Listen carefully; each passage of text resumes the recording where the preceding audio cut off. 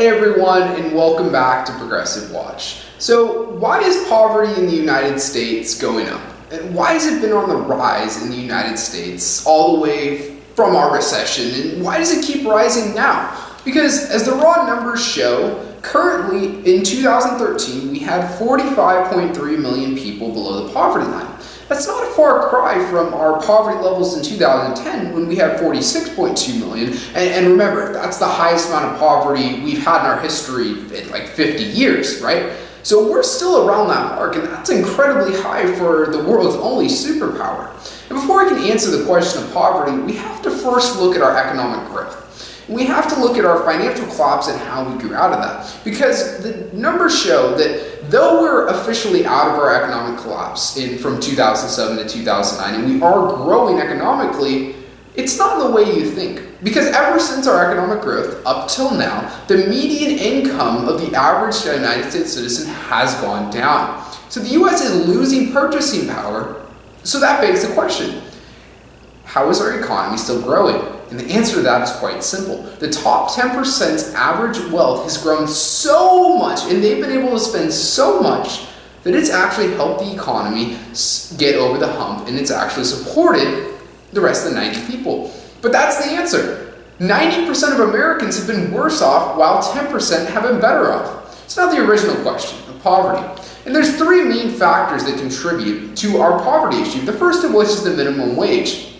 In 1968, adjusted for inflation today, we had a minimum wage of $10.10. Well, currently at $7.25, that's been a drop. Because of that, people have lost their basic amount of money, because the minimum wage was put in place because the average price of goods go up, so there needs to be a base wage so that people are not priced out of their basic necessities. Well, the price of things has gone up. We haven't kept rising the minimum wage to the point so that consumers have purchasing power. Because they don't have purchasing power, they aren't able to buy things, and they live below the poverty line because they aren't able to support themselves. That's one of the main issues. The second issue comes with college and the extreme prices that have been coming up. I mean, I'm about to go to college, and it's growing every year. I mean, in 30 years, the price of college has gone up 1,120%. Yes, 1,120%. I said the same thing when I read it on Huffington Post. I was amazed that much it has gone up. It's going up exponentially, and the unemployment for college graduates is going down. So solid middle-class jobs don't seem as appealing to people, because why go if it's so expensive?